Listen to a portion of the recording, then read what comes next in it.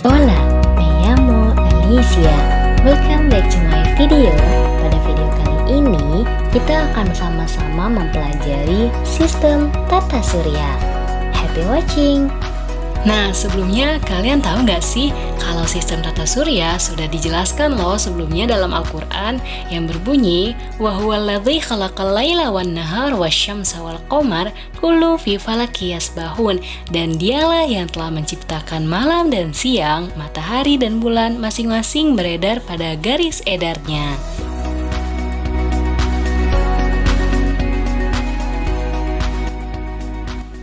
Assalamualaikum warahmatullahi wabarakatuh. Apa kabar kawan-kawan semua? Sudah siap untuk belajar pada hari ini? Kali ini kita akan belajar mata pelajaran IPA kelas 7 yang bertemakan tentang tata surya. Nah, teman-teman udah tahu belum sih apa sih itu tata surya? Nah, kalau teman-teman belum tahu mengenai tata surya, yuk kita sama-sama belajar mengenai tata surya. Tapi sebelumnya, jangan lupa membaca doa terlebih dahulu. Bismillahirrahmanirrahim dan sesuai keyakinan masing-masing. Oh iya, jangan lupa ditambah semangatnya. Ini dia KI dan KD pada pembelajaran hari ini. Nah, jadi pada materi tata surya terbagi menjadi beberapa subbab. Yang pertama adalah sistem tata surya, lalu yang kedua adalah gerakan planet bumi, dan yang ketiga adalah bulan sebagai satelit bumi, dan yang terakhir adalah gerhana. Tapi pada video kali ini saya akan membahas mengenai sistem tata surya. Nah, untuk mempelajari sistem tata surya, saya akan mengajak teman-teman semua untuk memasuki ruangan dimensi yang akan mengajak kita berkeliling untuk mengenal dan memahami sistem tata surya. Yuk kita berkeliling dulu dan keluar dari kelas ini. Wah, ini dia ruangan dimensi. Pada ruangan ini, kita dapat berkeliling dan mengenal serta memahami apa itu sistem tata surya. Dalam sistem tata surya terbagi menjadi 3 submateri. Yang pertama benda-benda langit, lalu yang kedua adalah pergerakan benda-benda langit, dan yang ketiga adalah hipotesis tata surya. Yuk kita berkeliling ke luar angkasa untuk melihat apa saja sih benda-benda langit yang ada di tata surya. Go! Langit yang ada di tata surya diantaranya matahari, komet, meteoroid, asteroid, meteorit, meteor, planet, dan satelit. Lalu, apa saja ya planet-planet yang ada dalam tata surya? Planet-planet yang ada dalam tata surya itu terdiri dari yang pertama adalah matahari. Merupakan bintang di pusat tata surya, bentuknya nyaris bulat dan terdiri dari plasma panas bercampur medan magnet. Diameternya itu sekitar 1.392.684 km. Wah, sudah kebayang ya bagaimana berat massanya. Planet yang pertama itu ada planet Merkurius. Merupakan planet terkecil dalam tata surya dan juga planet yang terdekat dengan matahari. Dan itulah ciri-ciri dari planet Merkurius. Lalu selanjutnya ada planet Venus, merupakan planet terdekat kedua dari matahari setelah Merkurius. Atmosfer dari Venus mengandung 97% karbon dioksida dan 3% nitrogen. Wah, nggak mungkin ya kalau ada kehidupan di sana. Berikut merupakan ciri-ciri dari planet Venus. Dan yang ketiga adalah planet Bumi. Ini dia nih planet tempat kita tinggal. Planet ketiga dari 8 planet dalam tata surya diperkirakan usianya itu mencapai 4,6 miliar tahun.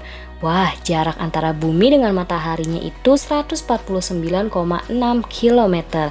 Berikut adalah ciri-ciri dari planet bumi. Selanjutnya yang menempati posisi keempat adalah Mars. Namanya itu diambil dari nama dewa Yunani kuno. Namun planet ini juga biasa kita kenal dengan planet merah karena penampakannya itu yang kemerah-merahan. Nah, berikut adalah ciri-ciri planet Mars. Oke, next kita ke planet yang terbesar adalah Jupiter. planet terdekat kelima dari matahari setelah Merkurius, Venus, Bumi, dan Mars. Jarak rata-ratanya itu ke matahari sekitar 778,3 juta kilometer. Wah, jauh sekali ya. Memiliki masanya 318 kali massa Bumi. Ini dia nih ciri-ciri dari planet Jupiter. Setelah Jupiter ada Saturnus nih. Nah, Saturnus merupakan planet di tata surya yang dikenal juga sebagai planet bercincin. Terlihat ya cincinnya. Jarak Saturnus sangat jauh dari matahari, karena itulah Saturnus tampak tidak terlalu jelas dari bumi. Saturnus saja berevolusi dalam waktu 29,46 tahun. Lama juga ya. Ini dia nih ciri-ciri dari planet Saturnus. Dan setelah Saturnus, ada lagi planet Uranus, planet ketujuh dari matahari dan planet yang terbesar ketiga dan terberat keempat dalam tata surya. Wah, berat juga ya. Ciri-cirinya itu diantaranya kalau untuk rotasi 17 jam 14 menit. Wah, lama ya. Dan selanjutnya terakhir ini ada Neptunus. Planet ini biasanya dikenal dengan planet biru karena terdiri dari es, air, metana, amonia, gas, hidrogen, dan helium. Dan orbitnya itu berbarisannya dengan Pluto loh. Mudah kan untuk dihafal planet-planet dalam tata surya? Yuk kita kembali lagi ke ruang dimensi. Wah, kita sudah kembali lagi di ruangan dimensi. Selanjutnya, yuk sama-sama kita pelajari bagaimana sih pergerakan dari benda-benda langit. Let's go!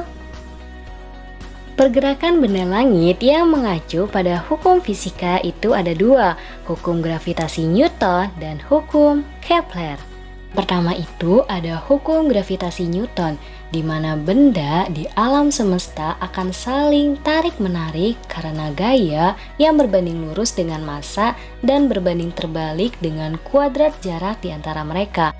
Jadi, jika massanya semakin bertambah, maka gaya gravitasinya akan semakin besar. Dan jika jarak antar planetnya semakin besar, maka gaya gravitasinya akan kebalikannya. Dan yang kedua ini ada hukum Kepler dari Johannes Kepler yang mengilustrasikan bagaimana gravitasi mengatur pergerakan planet yang dituangkan dalam hukum Kepler 1, hukum 2 Kepler, dan hukum 3 Kepler. Nah, bagaimana ya untuk hukum 1 Kepler? Untuk hukum 1 Kepler ini, semua planet bergerak pada lintasan elips yang mengitari matahari, di mana matahari berada di salah satu fokus elips. Nah, jadi planet yang terdekat dengan matahari disebut perihelion dan yang terjauh disebut dengan aphelion. Dan untuk hukum 2 Kepler itu berbunyi, suatu garis hayal yang menghubungkan matahari dengan planet menyapu luas juring yang sama dalam selang waktu yang sama. Jadi, untuk juring yang berwarna hijau dan kuning ini untuk luas ABC berbanding lurus dengan luas AED. Maka, waktu antara planet B ke C itu sama dengan waktu dari planet E ke planet D. Dan untuk hukum ketiga Kepler, perbandingan kuadrat periode terhadap pangkat 3 dari setengah jarak orbit adalah sama untuk semua planet. Jadi, T pangkat 3 per R pangkat 3 itu sama dengan konstan, dengan keterangan T sama dengan periode dan R sama dengan jari-jari. Oke, kita sudah kembali lagi di ruangan dimensi. Yuk sama-sama kita pelajari lagi apa saja hipotesis-hipotesis dari tata surya. Let's go! Nah, hipotesis dari pembentukan tata surya ini ada 5 ya teman-teman. Yang pertama hipotesis nebula, planetesimal, pasang surut, bintang kembar, dan yang terakhir protoplanet. Untuk hipotesis nebula, pertama kalinya itu dikenalkan oleh ilmuwan, teolog, filsuf dari Swedia yang bernama Emanuel Swedenborg. Berasal dari awan-awan raksasa yang berputar dan berpilih dengan kuat menyebabkan terjadinya pemadatan pada pusat lingkaran dan terbentuklah matahari. Untuk hipotesis dari planetesimal, yaitu karena adanya sebagian material matahari yang terhambur keluar angkasa, kemudian mengumpul, menyatu, dan mengeras membentuk planet-planet. Lalu selanjutnya, hipotesis dari pasang surut adalah jadi pertama kali ini dikenalkan oleh James Chance dan Howard Jeffrey akibat adanya gaya tarik atau gravitasi bintang yang menarik partikel-partikel di matahari. Nah, gas-gas matahari yang tertarik akan membentuk seperti filamen lalu mendingin dan membeku membentuk planet-planet. Peristiwa ini dinamakan pasang surut. Kenapa ya? Saat gas tertarik ke bintang mirip seperti peristiwa pasang, dan saat gelombang panas lepas dan sebagiannya lagi kembali masuk ke matahari mirip seperti peristiwa surut. Dan yang selanjutnya adalah hipotesis bintang kembar. Terdapat 2 bintang kembar, kemudian datanglah bintang ketiga, dan bintang ketiga ini bersatu dengan salah satu bintang sehingga akhirnya membesar. Setelah itu bintang tersebut terpecah dan pecahan inilah yang membentuk menjadi planet-planet. Untuk yang terakhir, hipotesis dari protoplanet diawali dengan adanya gumpalan awan yang bersatu, kemudian memampat, lalu menjadi panas dan semakin berpijar menjadi matahari, kemudian terpecah lagi menjadi planet-planet. Good job teman-teman, perjalanan kita mengelilingi tata surya sudah selesai. Mari kita kembali lagi ke ruang dimensi. Nah, jadi begitu teman-teman pembelajaran kita mengenai sistem tata surya. Yuk sama-sama kita kembali lagi ke kelas.